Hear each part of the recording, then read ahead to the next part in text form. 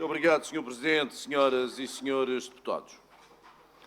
2020 tem sido um ano aziago para o Partido Socialista da Madeira. Os primeiros dias desta nova década têm-se revelado verdadeiros dias de tempestade para este partido. Mas para quem não sabe onde quer chegar, qualquer rumo serve. Aliás, neste caso é um pouco diferente. O PS quer mandar na Madeira, custe o que custar, dê por onde der. Não hesita em tudo fazer nesse sentido, inclusive mentir, enganar, ludibriar, insultar, ofender e, pior do que tudo, gozar com todos os que aqui residem. Pois bem, esta saga decadente e lastimável começou com os trabalhos de discussão na especialidade do Orçamento de Estado.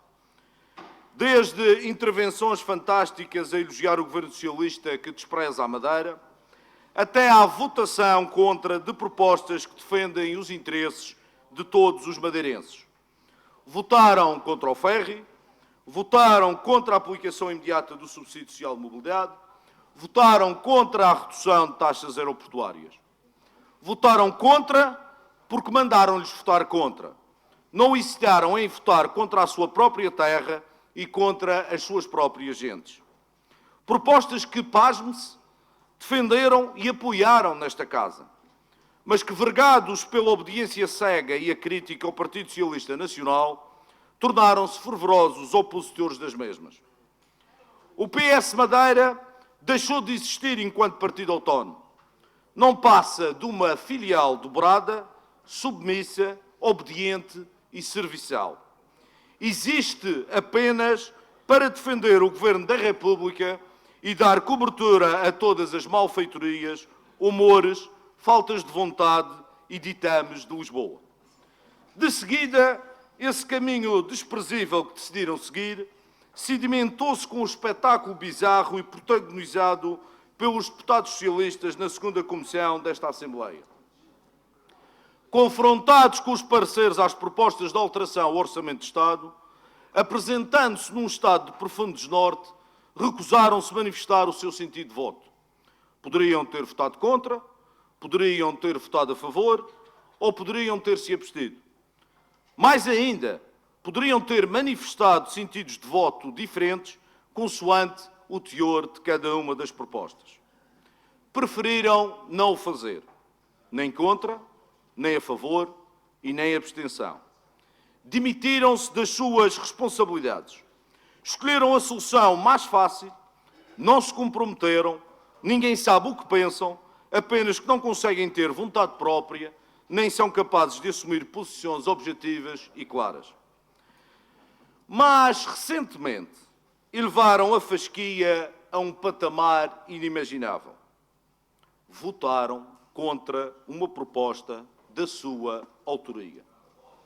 A confusão e inépcia crescem exponencialmente.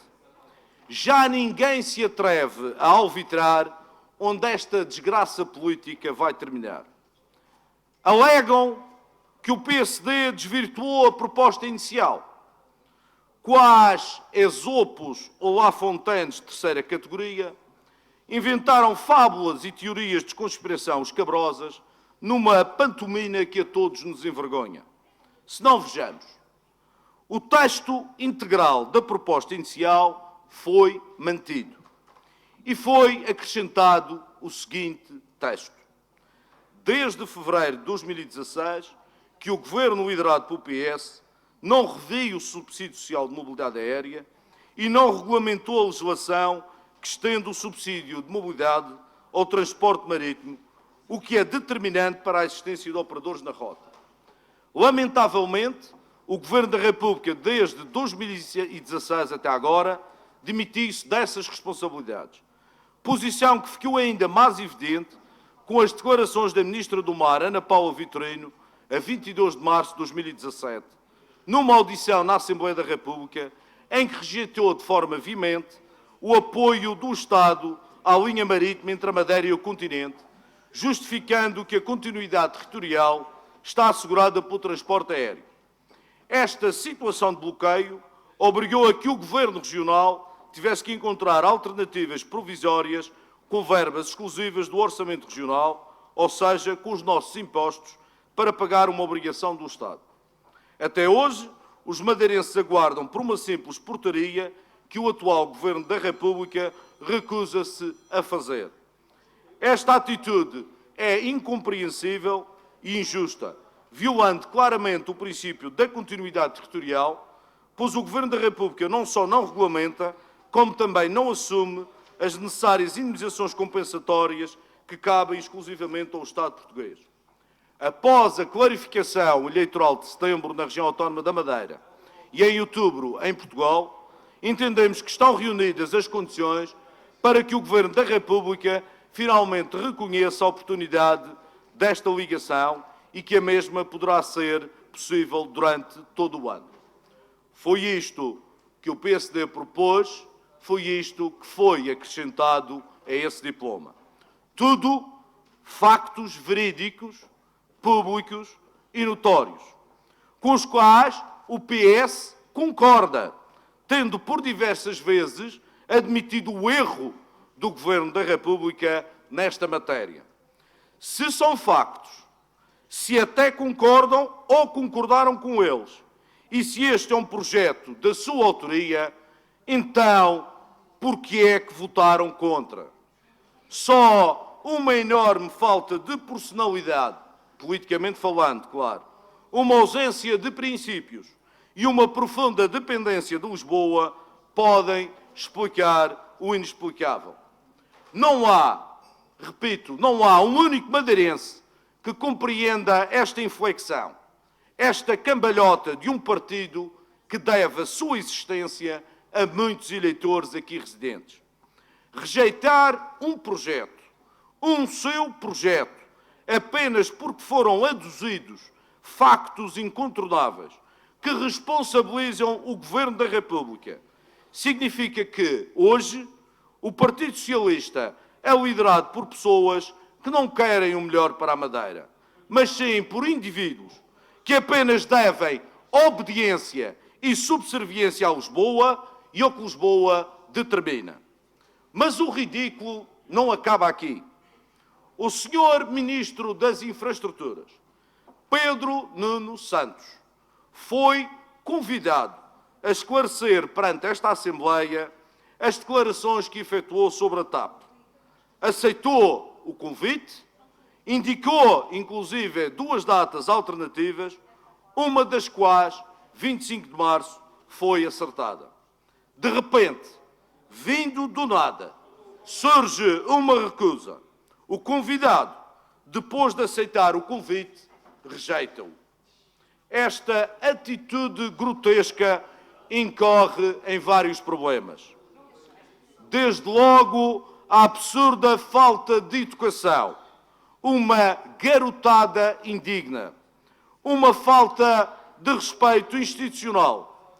Repete o comportamento do seu antecessor, escudando-se num parecer feito a metro, um frete da autoria de quem o assina. Por último, confirma aquilo que pensa dos madeirenses. Confirma o desdém, o desprezo, o nojo com que olha para os portugueses desta região autónoma. Para Pedro Nuno Santos, os madeirenses têm mesmo é que comer e calar. Não está para se maçar com estas minudências. Apenas posso afirmar que esta recusa é asquerosa e tem de ser condenada e denunciada. E qual a reação do PS Madeira? Qual a reação do PS Madeira? Defende o indefensável. Cobre a retaguarda do Ministro, atrapalha-se em explicações ora atabalhoadas, ora arrogantes e sem nexo, enfim, protege os seus chefes e senhores. O PS Madeira não é dos madeirenses. Não passa de um mero franchising do Terreiro do Paço. Rejeitou a sua história, o seu património, a troco de gorjetas e prebendas falsificadas. Rendeu-se a interesses que não são dos seus verdadeiros militantes e eleitores. São comandados de fora por capatazes e feitores que se asseguram que as ordens do Comandante Costa são cumpridas. Cabe a todos nós impedir que estas correntes subreptícias, esta estratégia dissimulada, esta agenda escondida, triunfem e subvertam o bem-estar e desenvolvimento de toda uma população. Este não é um combate de igual para igual.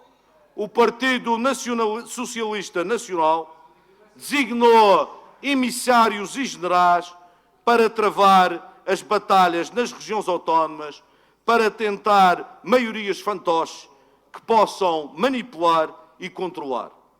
Mas o que me impressiona não são esses emissários e generais. O que me realmente atormenta e desilude são os cúmplices locais que se prestam a esse trabalho sujo. Muito obrigado.